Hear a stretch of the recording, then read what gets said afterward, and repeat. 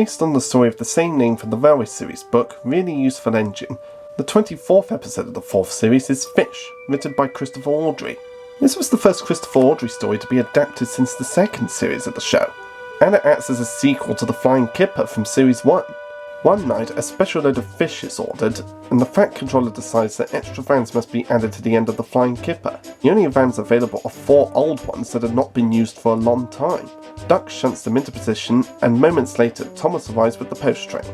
He warns Duck to take care, telling him vaguely about his own experience with fish, then leaves huffily.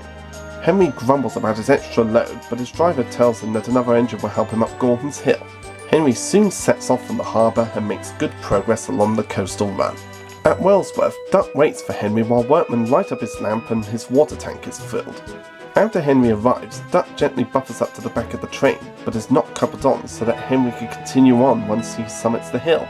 As the train nears the top of the hill, Henry pulls the train harder than he thought, and the tail lamp on the last van falls off, hitting Duck and causing him to lag behind, lost in the darkness.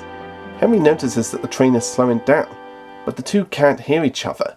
Then, as he was trying to catch up to Henry, Duck collides into the back of Henry's train, smashing into the last van, derailing himself and causing bosses of fish to spill out. Henry stops as soon as he hears the crash. The next morning, workmen come to clear the mess and the broken tail lamp is found at the bottom of the hill. The Fat Controller kindly tells Duck that the accident was not his fault and that the crew should have checked that the tail lamp was fixed on properly, and assures Duck that he will soon be working order again.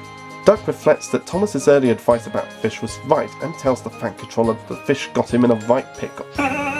This is the first episode in a while to be based on a story by Christopher Awdry, and as I said, it acts as a great sequel to the Flying Kipper from series 1.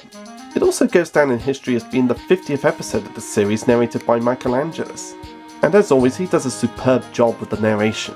And there's just so much to admire about this episode. The opening shots with Sodor at night before we cut to the busy harbour is just so gorgeous, mixed in with the post-train theme.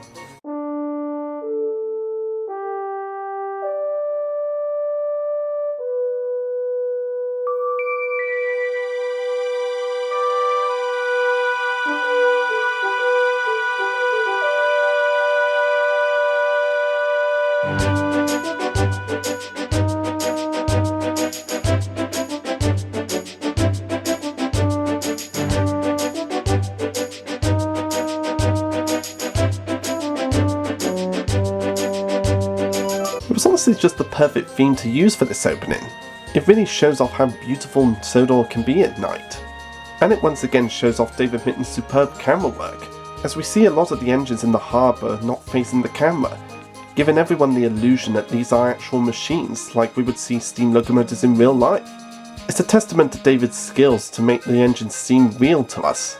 Another great example is when Henry steams out of the harbour with his train, having it filmed at a low angle, making it look like that we're looking at the train as if we were there in real life, also being shown with no music or dialogue, allowing us to take in this wonderful moment. It's just the perfect example of how well David Mitten knew how to work the camera and direct these engines. And while brief, Duck and Thomas's interaction is quite a fun one, another example of fans theorising how the two hate each other, because the way Duck asks Thomas why he should be careful of fish sounds quite offensive when you look back at it, especially with how offended Thomas is that Duck is refusing to listen to his advice. Hello, Duck. Going fishing? I'd take care if I were you. Why? Puffed Duck. Well, for one thing, puffed Thomas, remembering his own experience, if fish get into an engine's boiler, they always cause trouble. And for another, fish can be awfully smelly. And I know what I'm talking about.